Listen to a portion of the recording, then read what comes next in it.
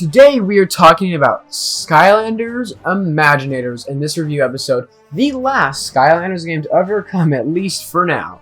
So let's get to reviewing Skylanders Imaginators. So let's get this out of the way real quick. I'm going to say probably a lot of things that the vast majority of you guys will disagree with in this episode, okay?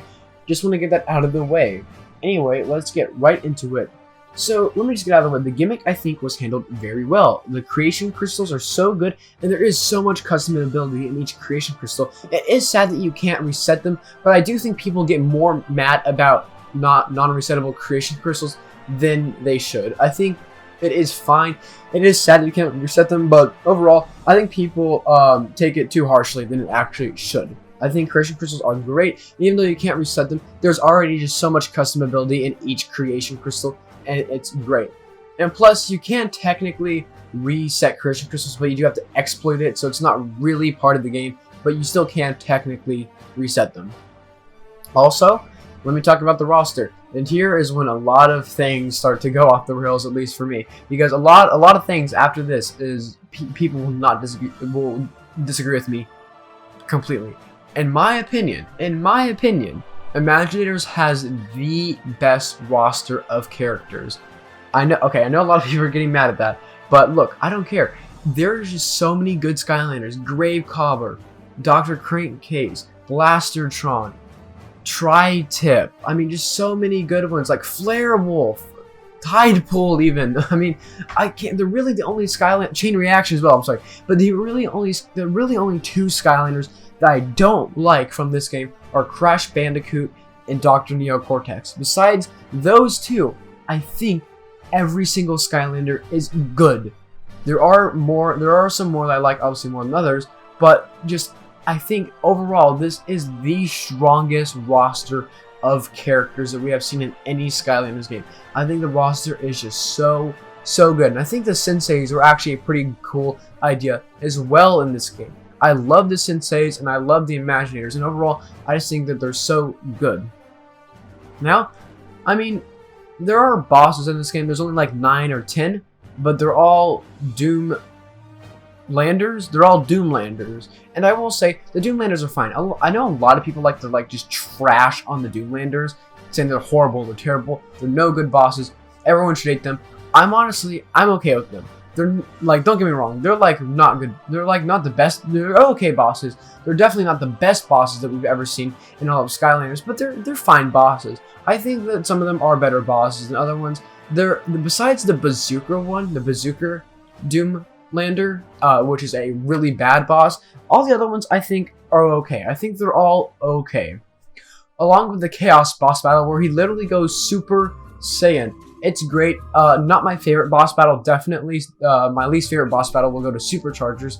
But this isn't my second to least favorite. This is probably my third to least favorite. It's in the middle for me. It's an okay boss battle overall. I think it's fine. I know a lot of people are already disagreeing with me with everything, but now time for you guys to disagree with me even more. The levels, in my opinion, are good. Now, this game probably does have the worst level out of every single game.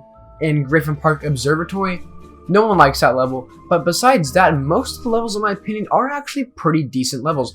I know a lot of people like to say they're uninspired, but even if some of the levels are uninspired, I think a lot of them just look so good and beautiful as well. Like the Dragon Temple level, even though that is probably a very uninspired level, it is so beautiful. And besides that, I can't really think of any other levels that are uninspired. I just think that all the levels are good levels, and I'll always have fun playing those levels. Also, the expansion packs are pretty good. I'm obviously missing 2. Like I said, Griffin Park Observatory isn't bad, but Thumpin' Wumpin' Islands and Enchanted Elven Forest are actually some pretty good ones. I obviously don't have a Lost Imaginite Mines and Cursed Tiki Temple, but what I have heard is that they are decent and good levels. Hopefully I will get them one day, but as you guys know, Robo and Wildstorm are very expensive. And here's where most of my complaints do come in with Imaginators. The releasing of this game, I will admit, was horrible. They didn't, to my knowledge, I'm pretty sure they didn't really restock Robo and Wildstorm at all. Their stores were just trying to get rid of Toys to Life, and that is why in Imaginators, most of the characters are more expensive than they were at retail price.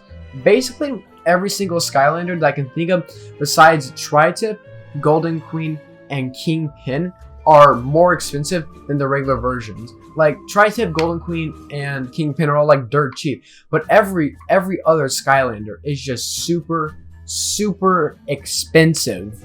Especially Robo and Wildstorm, which you'll get lucky if you find a Robo for less than $300. You'll be super lucky if you find Wildstorm for less than $100. I mean, they are just so expensive, along with most of them. But that is mostly my only complaint. I will get into some more complaints, but that is really my only big complaint, is how the releasing of this game was not handled good at all. I mean, another complaint I do have is that this game does have the shortest levels if you don't count expansion packs. This game only does actually have 10 levels. Now, if you do count expansion packs, this game actually has 15 levels, beating Superchargers by 2 levels. But if you're not counting expansion packs, this game has only 10 levels, which isn't that great. To my knowledge, I'm pretty sure they were thinking of expanding Imaginators. Instead of making a Skylanders 7, they were actually supposed to make a Skylanders Imaginators 2, which would have added more content to Skylanders Imaginators instead of making a entirely another game. So there were supposed to be more levels, I'm pretty sure, besides, you know, not 15 levels, which would have been cool to see, but sadly, that never did happen. There is one more thing about Imaginators, that they nerfed all the Skylanders except for the Senseis, which I don't know why. I know like Scratch, or I forgot who, but I'm pretty sure Scratch, they didn't nerf her for some reason. It's probably because they forgot about her, if I'm being completely honest. But they did nerf all the Skylanders except for the Senseis in this game, which is weird to see.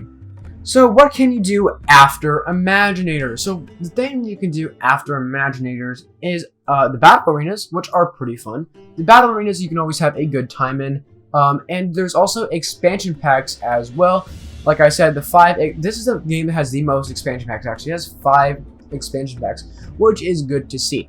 And they also have racing in this, which obviously I wasn't a big fan of racing, but if you were a big fan of racing, you would have gotten all the racing packs. You wouldn't have to have bought any of the racing packs. You can just go to Imaginators and play them right from there, which I know does kind of seem like a bad thing, because obviously you wouldn't have to bought them. You could just play them in Imaginators, but I think that is a good thing they did overall, that you didn't have to buy them in Imaginators, and you could have just played all of them. So if you were a fan of racing, that is actually pretty good. And my last complaint about this game is that besides all those things, there isn't that much to do after Imaginators. There isn't, besides battle mode and expansion packs, there isn't that much to do really. You can obviously go to the academy, upgrade Skylanders, there's a library, but really there isn't much you can do, which is probably my final complaint. Besides that, I do think Imaginators is great, and because of that, I mean, I know a lot of people disagree with me when I say this, but Imaginators is actually my favorite Skylanders game, and really, I don't know why either. I really don't. I don't know why Imaginators is my favorite game. There is a lot of negative about Imaginators, but Imaginators has always just been my favorite game. I mean, the Senseis, the creation crystals, I mean, I think they're all just handled so well. I don't know why. Like I said, there is a bunch of reasons why a lot of people don't like Imaginators, but for me, Imaginators has always been my favorite Skylanders game. And because of that, Imaginators gets 8 out of 10. Like I said, there's just a lot of good, I think, in this game, and I think this game gets way more hate than it actually deserves. Like I said, Imaginators is my favorite game, and you know what? I'm okay with that. I'm glad that Imaginators is my favorite game, because it was the last game in the series. So for me, I'm glad that it ended off good. Thank you guys for watching Skylanders Reviews. Skylanders and Chill comes back next week, and thank you guys for watching.